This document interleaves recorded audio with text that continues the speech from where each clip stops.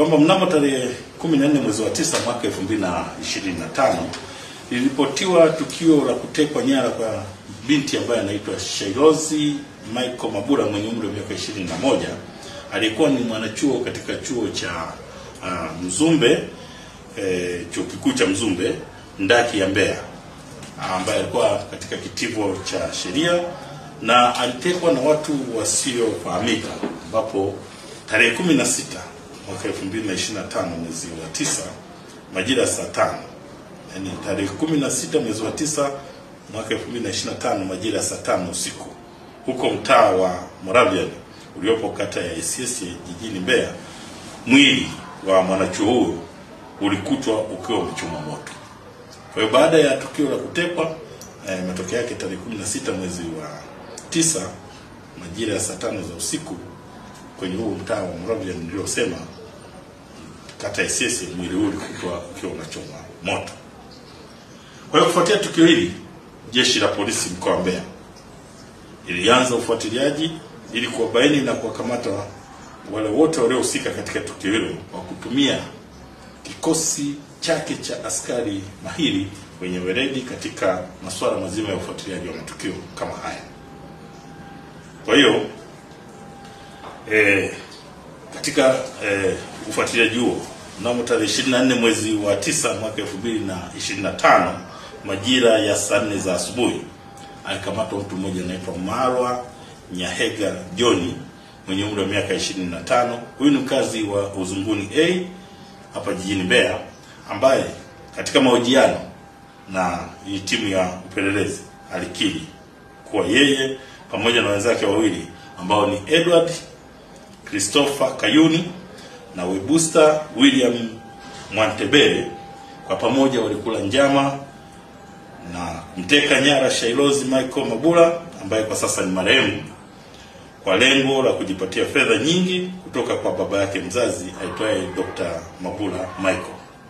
Kwa hiyo baada ya kumteka, walianza kupiga simu kwa familia yake kwa lengo la kujipatia fedha, na iliposhindikana kupata fedha hizo kwa kupoteza ushahidi, wakihofia kwamba wanaweza kukamatwa, walipanga kumuua binti huyo ili kupoteza sasa ushahidi. Awali walimnywesha sumu ambayo ni dawa ya kuulia magugu mashambani aina ya Roundup. Kwa hiyo iliposhindikana kuondoa uhai wake, waliamua kumnyonga kwa kamba hadi kufa, kisha kuamua sasa kwenda kuchoma mwili wake. Kwa hiyo baada ya kupata taarifa hiyo, ufuatiliaji uliendelea, na ilipofika tarehe 25 mwezi wa 9 mwaka 2025 alikamatwa mtuhumiwa mwingine ambaye anaitwa Webusta William Mwantebele mwenye umri wa miaka 27. Huyu ni mlinzi ambaye alikiri kushiriki kufanya tukio la utekaji na mauaji ya binti huyo, na alieleza kuwa tukio hilo walifanya kwa kushirikiana na wenzake ambao ni Marwa Nyahega John na Edward Christopher Kayuni. Aidha, alieleza kuwa anaweza kwenda kuonyesha askari watumiwa wengine walipo au watumiwa wenzake, kwani wamepanga kwenda mafichoni kwenye machimbo yaliyoko katika wilaya ya Chunya. Hii yote ni katika kukwepa mkono wa sheria usiwafikie. Kwa hiyo mnamo tarehe 27 mwezi wa 9 mwaka 2025 aliwachukua hawa askari polisi na kwenda nao katika kijiji cha Charangwa, eneo waliokuwa wamepanga kukutana. Askari polisi waliweka mtego kwa ajili ya kumkamata na kumnasa mtu huyu ambaye Webusta William Mwantebele, ambaye sasa ni mtuhumiwa katika kesi hii, alisema atawaonyesha. Kwa hiyo baada ya muda alifika mtu mmoja na mtuhumiwa huyo akawaeleza askari kuwa huyo aliyekuja ndiye Edward Christopher Kayuni na ndiye waliyeshirikiana naye kumuua yule binti ambaye nimemtaja, Shailozi Mabula. Kwa hiyo askari alipojaribu kumkamata mtuhumiwa huyo, alichomoa kisu ghafla na kuanza kuwatishia askari kwa kutaka kuwachoma kisu hicho. Kwa hiyo askari walifyatua risasi hewani na kumuonya mtuhumiwa ajisalimishe yeye mwenyewe na aache vitendo hicho cha kutaka kuwachoma askari, lakini alikaidi. Baada ya kukaidi amri hiyo, yeye aliendelea kumkunja shati ya askari, lakini kutokana na umahiri wa yule askari na mafunzo ambayo ameyapata ya kujihami, aliweza kumdhibiti. Lakini pia askari wengine waliokuwepo karibu waliweza kufyatua risasi nyingine iliyompata kwenye mguu wa kushoto na huyo mtuhumiwa akaanguka chini. Hii yote ilikuwa ni katika kumnyong'onyesha ili asiweze kuleta madhara kwa askari. Kwa hiyo wakati wa purukushani hizo, wakati zinaendelea, mtuhumiwa wa Webuster William Mwantebele naye aliona ndo nafasi ya kuweza kuwakimbia askari ili kukwepa mkono wa sheria usimfikie au mkono wa sheria dhidi yake usiendelee kumdhibiti. Ndipo askari baada ya kugundua hilo pia waliona na yeye waweze kumdhibiti kwa kupiga kwanza risasi juu, wakimuonya asiendelee kukimbia. Na hizo risasi zilizopigwa ni zaidi ya risasi 3 na kumtaka asimame, lakini alikaidi na kuendelea kukimbia kuelekea vichakani. Kama mnavyojua, eneo la Charangwa liko kwenye kuna miti na makazi yako mbali kidogo, kwa hiyo alikuwa anakimbia ili aweze kujificha kuelekea kwa vichakani. Na ndipo walipopiga risasi iliyopelekea kumjeruhi mguu wa kulia na nyingine ilimpata mgongoni na aliweza kuanguka chini. Kwa hiyo majeruhi hao wote wawili walichukuliwa kwa haraka sana ili kuwafikisha katika hospitali ya wilaya ya Chunya ili waweze kupata matibabu. Lakini walipofikishwa pale, kwa bahati mbaya ilibainika kuwa tayari wamekwisha fariki dunia. Aidha, katika ufuatiliaji zaidi wa tukio hili, mtuhumiwa Marwa Nyahega John alieleza kuwa wakati wakimpa mateso Shailozi Michael Mabula na kumrekodi kwenye picha mjongeo na kumtumia baba yake mzazi ili atoe fedha nyingi, alimkata binti huyo kidole cha mkono wa kulia, na baada ya mauaji hayo kidole hicho pamoja na nguo zake za ndani walizipeleka kwa mganga wa jadi na mganga wa kienyeji maeneo ya Isyesye jijini Mbeya kwa ajili ya kuwafanyia zindiko ili wasibainike na wala wasikamatwe na jeshi la polisi au mtu yoyote kufuatia tukio hili ambalo wamelifanya.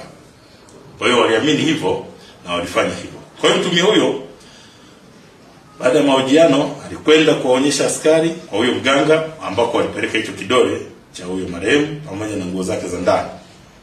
Sasa wakiwa njiani kuelekea kwa huyo mganga, mtuhumiwa Marwa Nyahega John alikurupuka ghafla wakati gari ikiwa kwenye mwendo na akajirusha chini kutoka kwenye gari, kitendo ambacho kilipelekea mtuhumiwa huyo alipata jeraha kubwa kichwani. Na kutokana na jeraha hilo, askari pia waliweza tena kumkimbiza katika hospitali ya rufaa ya kanda ya Mbeya ili aweze kutibiwa, tuweze kuendelea naye katika mahojiano, lakini kutokana na jeraha lile na kuvuja damu basi akawa amefariki dunia. Kwa jeshi la polisi mkoa wa Mbeya linaendelea na msako mkali watafuta na kuwakamata watuhumiwa wengine akiwepo huyu mganga wa jadi ambaye ameshiriki sasa kuchukua sehemu ya mwili ya kidole pamoja na nguo za ndani za huyo marehemu. Lakini katika upekuzi wa hawa watuhumiwa ambao sasa ni marehemu kwa wote kwa pamoja, walikutwa wakiwa na pingu 2, vitambulisho 2 vya bandia vya Jeshi la Wananchi Tanzania ya TPDF vyenye picha na majina yao, lakini pia walikuwa na simu zenye picha zinazoonyesha namna walivyokuwa wanatekeleza uhalifu wao na kurekodi haya matukio na kuyorusha kwa mzazi. Na wakati huo taarifa kulingana na uchunguzi pia katika simu hizo pia walikuta kulikuwa na taarifa zingine za mawasiliano baina yao kabla, wakati na baada ya kumteka nyara kumuua huyu binti ambaye anaitwa Shailozi Michael Mabula mwezi wa 9 mwaka 2025. Kabla hili tukio la kutekwa nyara kwa huyu binti Shailozi Michael Mabula, ni kwamba hawa watekaji walijaribu kufanya tukio hili la kumteka binti mwingine ambaye anaitwa Adija, ambaye pia anatoka kwenye familia ya huyo daktari. Kwa hiyo binti yule kwa wepesi aliweza kupiga kelele, na watu walipojitokeza hii gari iliondoka. Hiyo gari pia tumeifuatilia na tumeikamata. Katika kuionyesha hapo mtaiona, na yule binti amekwisha itambua tayari kwamba ndio hii, kwa sababu alitupa description. Lakini pia tulipowapata watuhumiwa walieleza, na hii gari ni mmoja wapo wa watuhumiwa ambao tumewakamata. Jeshi la polisi mkoa wa Mbeya kufuatia tukio hilo linatoa wito kwa jamii, hasa vijana ambao kwanza ambao wamepata mafunzo ya ulinzi kwenye mfano JKT na maeneo mengine. Haya mafunzo wayatumie kama ambavyo yanalenga kwamba wawe ni wazalendo, na watumie mafunzo haya kwa mujibu wa sheria na taratibu, na sio kutumia mafunzo haya kufanya vitendo vya uhalifu. Aidha, jeshi la polisi mkoa wa Mbeya linatoa rai kwa baadhi ya wananchi kuacha tamaa ya kujipatia mali na fedha kwa njia ya haramu, na badala yake wafanye kazi halali ya kujipatia kipato, kwani kama mnavyoona uhalifu haulipi na hauna nafasi katika jamii. Kumbuke kuwa walifanya uhalifu, watu wote wanaofanya uhalifu wajue kabisa kwamba jeshi la polisi mkoa wa Mbeya kwa kupitia askari wake mahiri watafanya uchunguzi wa kina, na kama tulivyokwisha sema kwamba mkono wa sheria lazima uwafikie, na ndivyo ulivyoweza kuwafikia, na utaendelea kuwafikia wale wote waliohusika katika mnyororo mzima wa tukio hili ambalo limesababisha taharuki na kuleta simanzi katika jamii ya jiji la Mbeya na mkoa wa Mbeya kwa ujumla.